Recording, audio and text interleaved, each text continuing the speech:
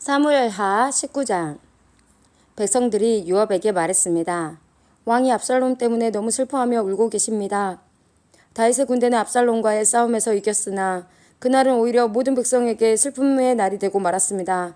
그것은 백성들이 왕께서 자기 아들 때문에 매우 슬퍼하신다는 이야기를 들었기 때문입니다. 백성들은 성으로 살며시 들어왔습니다. 그들은 마치 전쟁에서 지고 도망친 사람들 같았습니다. 왕은 자기 얼굴을 가리고 내 아들 압살롬아, 압살롬아, 내 아들아, 내 아들아 하고 외치며 소리 높여 울었습니다.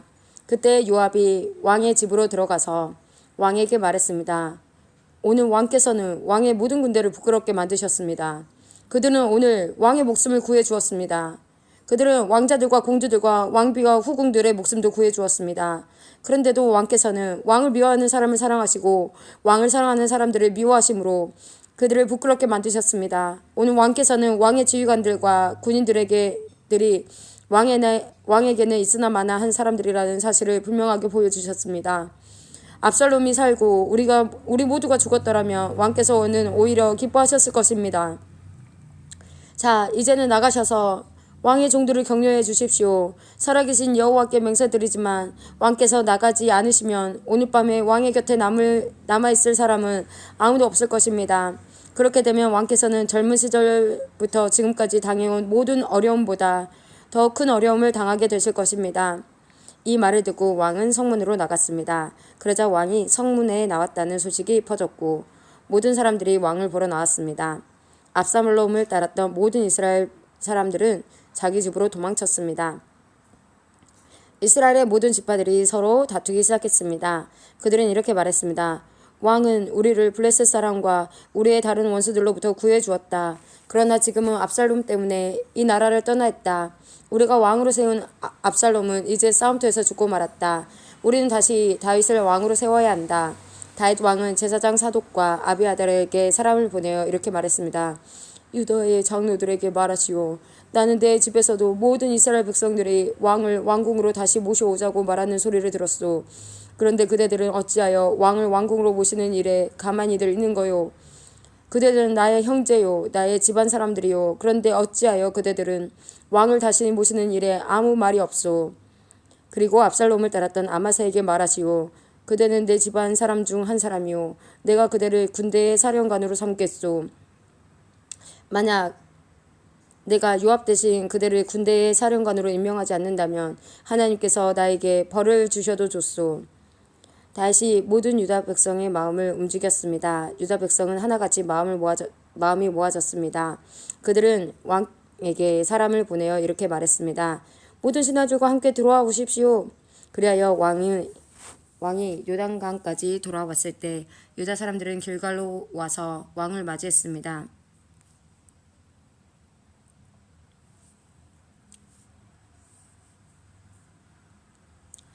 그들은 왕이 요단강을 건너는 것을 도와주려 했습니다. 게라의 아들 시므이는 베냐민 사람이었습니다. 시므이는 바후림에 살았습니다. 시므이는 유다 사람들과 함께 서둘러 내려와서 다윗 왕을 맞이했습니다. 시므이와 함께 베냐민 사람 1000명도 왔습니다. 사울 집안의 종인 시바도 왔습니다. 시바는 자기 아들 15명과 종 20명을 데리고 왔습니다. 그들은 모두 서둘러 요단강으로 내려가서 왕을 맞이했습니다. 사람들은 요단강을 건너서 왕의 가족이 유다로 돌아오는 것을 도와주었습니다. 그들은 왕의 마음이 기쁘도록 애를 썼습니다. 왕이 강을 막 건너려 할 때에 게라의 아들 시므이가 왕에게 나아왔습니다. 시므이는 얼굴을 땅에 대고 왕 앞에 절을 했습니다. 시므이가 왕에게 말했습니다. 내 주여, 저의 죄를 마음에 품지 말아 주십시오. 왕께서 예루살렘을 떠나셨을 때 제가 저지른 죄를 기억하지 말아 주십시오. 저의 죄를 제가 압니다. 그래서 요셉의 집안 중에서 제가 제일 먼저 내려와서 왕을 모시는 것입니다. 내 주 왕이시여. 그러나 스루야의 아들 아비새가 말했습니다. 시므이는 죽어야 합니다. 시므이는 여호와께서 기름 부어 세우시는 왕을 저주했습니다. 다시 말했습니다. 스루야의 아들들이여, 이 일이 그대들과 무슨 상관이 있소? 그대들은 오늘 나와 원수가 되려 하고 있소. 오늘은 이스라엘에서 아무도 죽임을 당하지 않을 것이오. 오늘은 내가 이스라엘의 왕이 된 날이 아니오. 그리고 나서 왕이 시므이에게 말했습니다. 너는 죽임을 당하지 않을 것이다. 왕은 이처럼 시므에게 약속을 했습니다. 사울의 손자인 무비보셋도 다윗 왕을 맞이하러 내려왔습니다. 무비보셋은 왕이 예루살렘을 떠난 날부터 평안히 돌아올 때까지 발도 씻지 않고 수염도 깎지 않고 옷도 빨지 않았습니다. 무비보셋이 예루살렘에서 왕을 맞으러 왔습니다. 왕이 무비보셋에게 물었습니다. 무비보셋아, 너는 어찌하여 나와 함께 가지 않았느냐? 무비보셋이 대답했습니다. 내 주여, 저희 종 시바가 저를 속였습니다. 저는 시바에게 나는 다리를 저니 나귀의 안장을 채워다오 나귀를 타고 왕을 따라가겠다 하고 말했습니다. 그러나 시바는 저를 속이고 저에 대해 왕께 거짓말을 했습니다. 내 주 왕이시여, 왕께서는 하나님이 보내신 천사와도 같으신 분입니다. 그러니 왕께서 판단하시기에 옳은 대로 결정하십시오. 제 아버지의 모든 집안은 내 주 왕 앞에서 죽어 마땅했으나 왕께서는 저를 왕의 식탁에서 함께 먹는 사람들 가운데 앉혀주셨습니다. 그러니 이제 저는 왕께 더 바랄 것이 없습니다. 왕이 무비보셋에게 말했습니다. 그만두어라. 너와 시바가 땅을 나누어 가져라. 무비보셋이 왕에게 말했습니다. 시바에게 땅을 다 주십시오. 저는 내 주 왕께서 집에 평안히 돌아오신 것만으로도 만족합니다. 길랏 사람 바르실레가 로글림에서 왕을 배웅하기 위해 요단에 왔습니다. 바르실레는 80살이나 된 아주 늙은 사람이었고 아주 부자였습니다. 바르실레는 다윗이 마하나임에 머물러 있을 때 왕을 돌보아 주었습니다. 다윗이 바르실레에게 말했습니다. 나와 함께 강을 건너서 예루살렘으로 갑시다. 그러면 내가 그들을 돌보아 드리겠소. 그러나 바르실레가 왕에게 대답했습니다. 제 나이가 얼마인지 아십니까? 제가 왕과 함께 예루살렘으로 갈 수 있다고 생각하십니까? 제 나이가 80살입니다. 저는 먹고 마셔도 맛을 모를 만큼 늙었습니다. 저는 젊은 남자와 여자가 노래를 해도 그 소리를 알아들을 수 없을 만큼 많이 늙었습니다. 그러니 저와 같은 사람에게 마음을 쓰지 마십시오. 저는 왕에게 상을 받을 자격이 없습니다. 왕을 모시고 요단강을 건너기는 하겠습니다. 하지만 그 다음에는 다시 돌아가서 제가 사는 성에서 죽음을 맞이할 수 있게 해주십시오. 제 부모님의 무덤 가까운 곳에서 죽게 해주십시오. 하지만 여기에 왕의 종 기맘이 있습니다. 내 주 왕이여, 제 아들 기맘을 데리고 가셔서 왕께서 좋으실 대로 하십시오. 왕이 대답했습니다. 기맘을 데리고 가겠소. 그대가 원하는 것이라면 무엇이든지 기맘에게 해주겠소. 그리고 그대가 내게 원하는 것도 다 그대에게 해주겠소. 모든 백성은 요단강을 건넜습니다. 왕도 바르실레에게 입맞추고 그에게 축복한 뒤 강을 건넜습니다. 바르실레는 자기 집으로 돌아갔습니다. 왕이 요단강을 건너 길갈로 갈 때 기맘도 함께 갔습니다. 유다의 모든 백성과 이스라엘 백성 절반이 왕을 모시고 나아갔습니다. 이스라엘의 모든 백성이 왕에게 나와 불평했습니다. 우리 형제인 유다 사람들이 우리와 의논도 없이 왕과 왕의 가족들과 신하들을 요단강 건너편으로 건네 주었다는데 그들이 이럴 수 있습니까? 유다의 모든 백성이 이스라엘 사람에게 대답했습니다. 우리가 이 일을 한 까닭은 왕이 우리의 가장 가까운 친척이기 때문이요.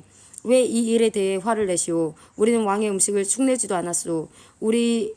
왕이 우리에게 선물을 주신 일도 없소. 이스라엘 사람들이 유다 백성에게 대답했습니다. 이 나라 안에서 우리 지파의 수는 10이나 되오. 그러므로 우리는 여러분보다 다윗 왕에게 더 많은 것을 요구할 수 있소. 그런데 한 지파밖에 안 되는 여러분은 우리를 무시했소. 우리의 왕을 다시 모시는 일에 대해 어째서 우리와 먼저 상의하지 않았소. 그러나 유다 사람들은 이스라엘 사람들보다 더 강력하게 말을 했습니다. 사무엘하 20장. 비그리의 아들이며 이름이 세바인 남봉꾼이 있었습니다. 세바는 베냐민 지파 사람이었습니다. 세바는 나팔을 불면서 이렇게 말했습니다. 우리는 다윗과 상관이 없다. 우리는 이새의 아들에게서 얻을 것이 없다. 이스라엘 백성아, 모두 자기 집으로 돌아가자. 그리하여 모든 이스라엘 백성이 다윗을 떠나 비그리의 아들 세바를 따랐습니다. 그러나 유다 사람들은 요단강에서 예루살렘에 이르기까지 자기 왕의 곁을 떠나지 않았습니다. 다윗은 예루살렘에 있는 왕궁으로 돌아왔습니다. 전에 다윗은 왕궁을 지키기 위해 후궁 10명을 남겨둔 일이 있습니다. 다윗은 그 후궁들을 잡아다가 별실에 가두고 보초들을 세워놓았습니다. 후궁들은 죽을 때까지 그 집에 갇혀 살았습니다. 다윗은 그들에게 음식을 주기는 했지만 그들과 함께 잠을 자지는 않았습니다. 그들은 죽을 때까지 과부나 다름없이 살았습니다. 왕이 아마사에게 말했습니다. 유다 사람들에게 3일 안으로 나에게 나아오라고 전하시오. 그리고 그대도 함께 오시오.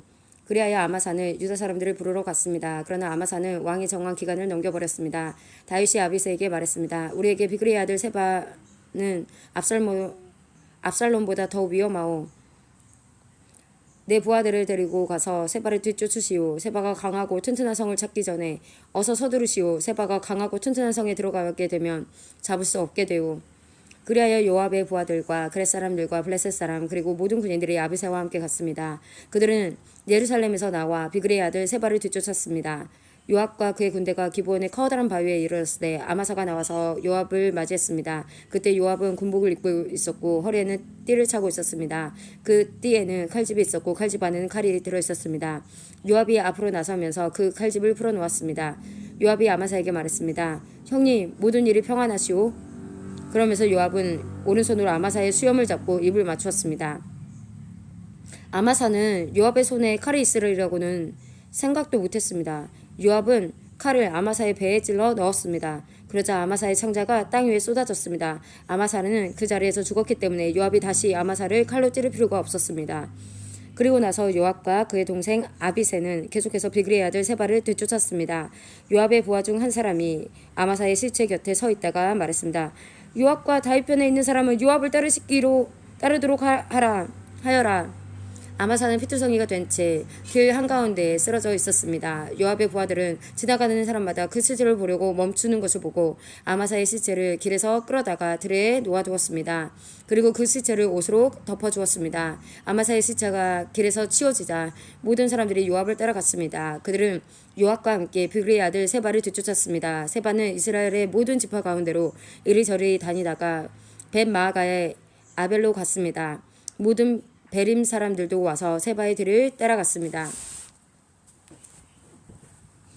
요압과 그의 부하들도 벳마아가의 아벨로 가서 그것을 에워쌌습니다. 그들은 성을 공격하기 위해 성벽 곁에 흙을 쌓아 올렸습니다. 또 그 성벽을 무너뜨리기 위해 성벽 아래를 파기 시작했습니다. 그런데 어떤 지혜로운 여자가 성에서 소리 질렀습니다. 제 말씀을 들어보십시오. 요압에게 이리로 좀 와달라고 해 주십시오. 들을 말씀이 있습니다.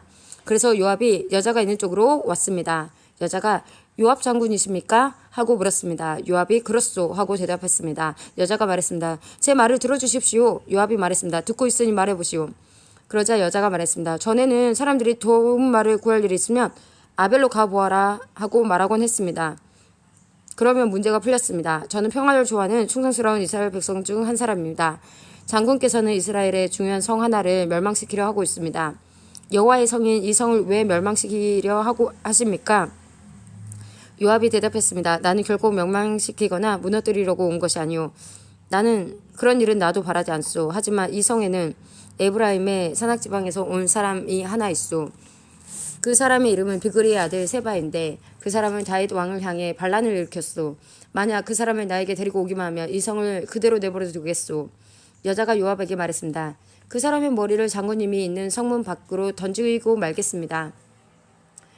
그리고 나서 그 여자는 성의 모든 백성에게 매우 지혜롭게 말을 했습니다. 그들은 비그리의 아들 세바의 목을 잘랐습니다. 그리고 그 목을 성문 밖에 요압에게 던졌습니다. 그러자 요압은 나팔을 불었고 군대는 그 성을 떠났습니다.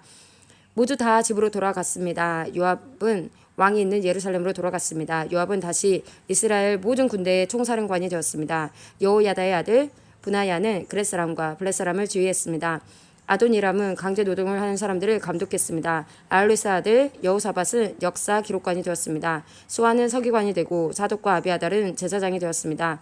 야일 사람이라는 다윗의 제사장이 되었습니다. 사무엘하 21장. 다윗이 왕으로 있을 때 기근이 있었습니다. 기근은 3년 동안 계속되었습니다. 그래서 다윗은 여호와께 기도드렸습니다. 여호와께서 대답해 주셨습니다. 사울과 그 집안 때문에 기근이 생긴 것이다. 사울이 기브온 사람들을 죽였기 때문이다. 다윗 왕은 기브온 사람들을 불러 모아 그들에게 물었습니다. 기브온 사람들은 이스라엘 백성이 아니었습니다. 그들은 살아남은 아모리 사람의 한 무리였습니다. 전에 이스라엘 사람들은 기브온 사람들을 해치지 않기로 약속을 했습니다. 그러나 사울은 이스라엘과 유다 백성들을 도우려는 열심이 너무 지나쳐서 기브온 사람들을 다 죽이려 했습니다. 다윗 왕은 기브온 사람들을 불러 모아 그들에게 이야기했습니다. 다윗이 물었습니다. 내가 당신을 위해 어떻게 하면 좋겠소? 어떻게 해야 이스라엘 백성의 죄를 용서하고 오히려 여호와의 백성에게 복을 빌어주겠소? 기브온 사람들이 다윗에게 대답했습니다. 사울과 그의 집안과 우리 사이의 문제는 금이나 은으로 해결할 수 없는 문제입니다. 이것은 사람의 목숨으로 보상될 문제입니다. 그런데 우리는 이스라엘 사람을 죽일 권한이 없습니다. 그 말을 듣고 다윗이 다시 그들에게 물었습니다. 그렇다면 당신들이 바라는 것은 무엇이요? 기브온 사람들이 다윗에게 대답했습니다. 사울은 우리에게 못쓸 짓을 했습니다. 사울은 우리를 진멸시켜 이스라엘 땅에 남지 못하도록 음모를 꾸몄습니다. 그러니 사울의 아들 7명을 우리에게 넘겨주십시오. 그러면 사울의 고향이 기브아에서 그리고 여호와 앞에서 그들을 목매어 달겠습니다. 왕이 말했습니다. 그들을 넘겨주겠소. 그러나 왕을 요나단의 아들 무비보셋만을 보호해 주었습니다. 요나단은 사울의 아들이었습니다. 다윗이 그런 일을 한 까닭은 다윗이 여호와의 이름으로 요나단에게 그의 후손을 보호해 주겠다고 약속했기 때문입니다. 그래서 왕은 리스바와 사울 사이에서 태어난 아들인 알모니와 무비보셋을 붙잡았습니다. 리스바는 아야의 딸이었습니다. 그리고 왕은 사울의 딸 메랍의 5 아들을 붙잡았습니다. 메랍의 5 아들의 아버지는 아드리엘이었습니다. 아드리엘은 무올라 사람 바르실레의 아들이었습니다. 다윗은 이들 7명을 기브아 사람들에게 넘겨주었습니다. 그러자 기브온 사람들은 언덕 위에서 여호와 앞에서 그들을 목매어 달았습니다. 7 아들이 다 함께 죽었습니다. 그들은 추수를 시작할 무렵에 죽임을 당했습니다. 그때는 사람들이 보리를 막 거둘 때였습니다. 아야의 딸 리스바는 거친 배로 만든 천을 가져다가 바위 위에 그것을 폈습니다. 그리고 리스바는 추수가 시작될 때부터 비가 내릴 때까지 하늘의 새들이 자기 아들의 시체를 건드리지 못하게 막았습니다. 또 밤이 되면 들짐승들이 시체를 건드리지 못하게 막았습니다. 사람들이 사울의 후궁이었던 리스바가 하고 있는 일을 다윗에게 이야기했습니다. 그러자 다윗은 사울과 요나단의 뼈를 길앗의 야베스 사람들에게서 찾아왔습니다. 전에 블레셋 사람들이 길보아에서 사울과 요나단을 죽인 후 시체들을 벳산고리에 매달았습니다. 그때 길앗의 야베스 사람들이 몰래 그 시체들을 가져온 것이었습니다. 다윗은 사울과 그의 아들 요나단의 뼈를 길앗에서 옮겨왔습니다. 그러자 백성들은 달려 죽은 사울의 7 아들의 시체를 거두어 들였습니다.